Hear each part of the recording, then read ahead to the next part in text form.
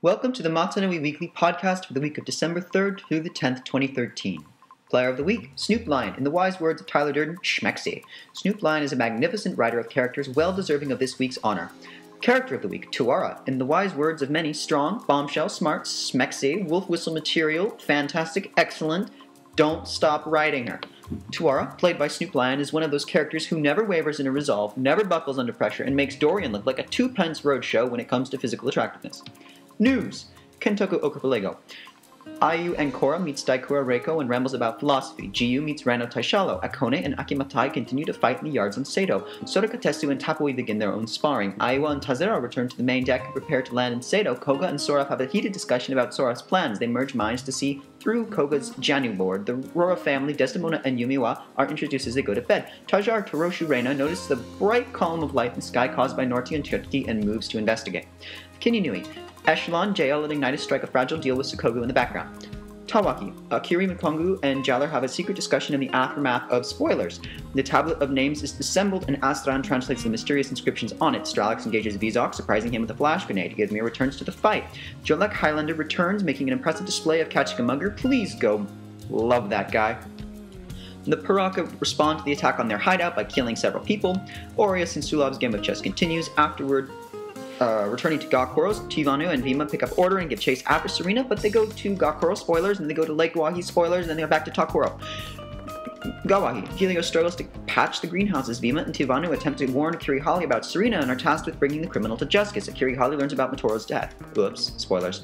Koahi. Matoro was assassinated at the changing of the guard by an unknown Dame Matoran, and the Confucian Jaw, the only one remaining at the scene, is locked in jail until further notice. Captain Korza declares martial law and seals the Koro, and Amages lays claim to the title of Akiri. Riordan, Korza, and Amages, accompanied by Casio and Riarl, hold a meeting to finalize a plan of leadership. Matoro is dissected and laid to rest by Riarl. Pseudo Kuruno struggles to make himself as unremarkable as possible while Koro is under martial law.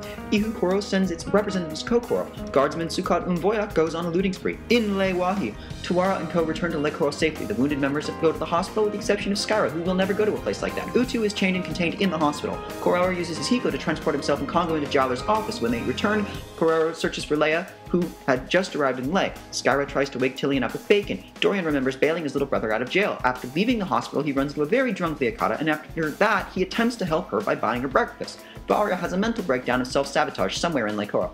Kewa and Ryzen begin working on a small shop of Kewa's as well as posting up flyers about it. Tuaro attempts to speak with Kong about Lear, but is turned away violently. Kongu, however, intervenes. A little while later, Tuaro returns to see Utu in the hospital, but is surprised by a visit from Pragos. Pragos admits he wants to remove Utu's mark. Order and Vima and Tivanu find Serena's boat. Leia Mara returns to Lake Koro. She chases after Shady Plateau, who turns out to be Greed, cornering him in foul swamps. After discussion, she lets him lead a new life. Afterwards, Carrera finds her and reveals Matoro's death. Go read that post if you do nothing else today in this game. Onuwahi. Ardroku purchases weapons from Torvat. The merchant follows him home afterwards and waits in his bedroom to start talking to him in the middle of the night. Serena attempts to hire Rhea. During the deal, Nero, Rhea's lackey, moves in to kill Caravas, but Caravas is intercepted by Tully, and Caravas is knocked unconscious while the fight ends up coming out in a draw and things happen peacefully.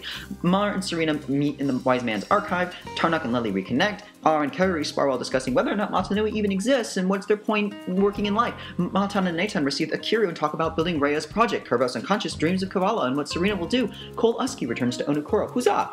Powahi, the fortress at the Brotherhood of Ryan in Black Rock Canyon, cleans out at their lower levels, finding metallic sand and a purple lightstone. The history of Akrayan comes to life as the lightstone is revealed as tainted by the malevolent energies. The shadows seep into the sands and rise up as skeletons, the irony bent on killing the necromancers. The cultists spot back with an elementary devised trash compactor, because why not? Farron and Zarina now continue their quest.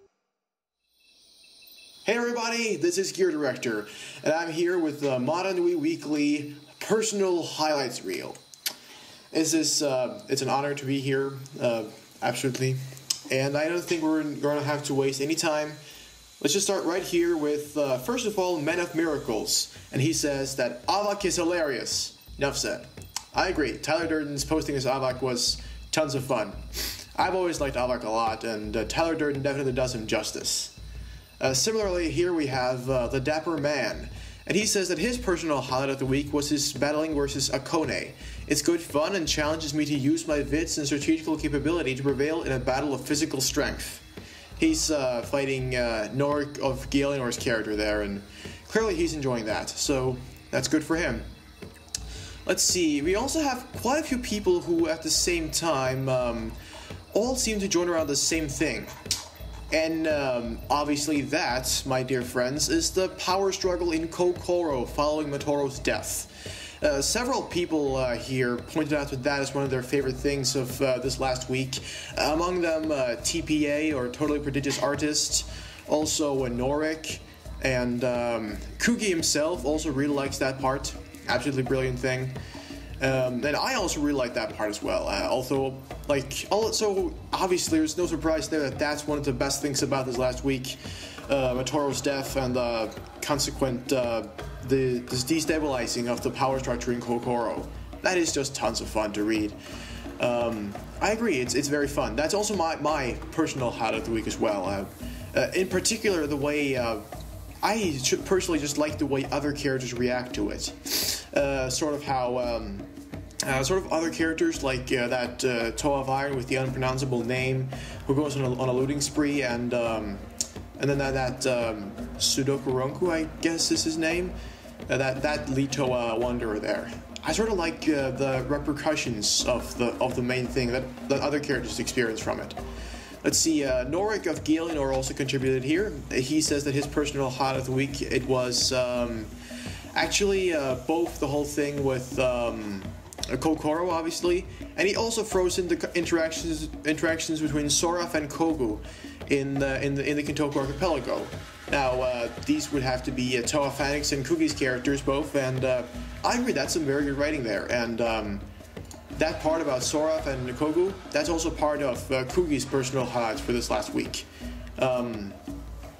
Which he also really enjoyed that part, and that's okay, even though it's his own work. That's fine. If you don't enjoy what you write, then what are you really doing here?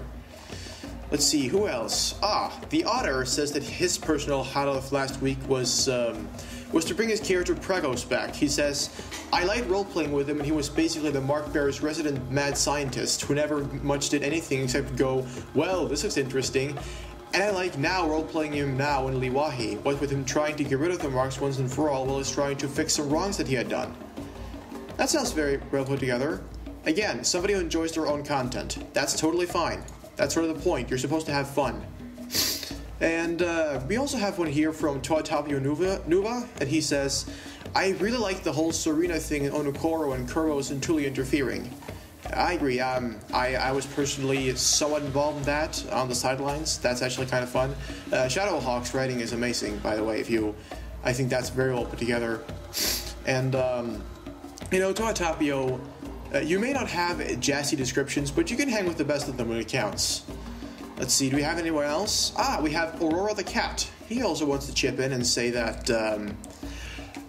his highlight of the week is very simple. It's Kanes' death. That would be Toatapio's character, Kanes, the Gamatoran with the Hao and the flute. His highlight of this week was to watch her die. Good for you. And, let's see who else. Well, that's really about it. That's all we have for now. Not a lot of people, well, actually quite a few, 7, 8 people decided to join in on this conversation, and, that's not too bad. And ultimately, that's really all the time we have. I'm Gear Director, and this was the Mata-Nui Weekly Personal Highlights Reel. I hope you managed to follow me pretty well, and I'll sign off. Thank you for listening. Thank you for listening to the Mata-Nui Weekly. We hope you have a great playing this next week, and look forward to seeing what all of you will do in the aftermath of all of this great writing. Please don't stop. It is getting gorgeous again. And the only other thing that could make it any better is maybe Friar Tuck coming back? I don't know. That would be nice. Anyways, thank you for listening to the Mata-Nui Weekly, and we hope you have a wonderful day. Goodbye. Enjoy the elevator music.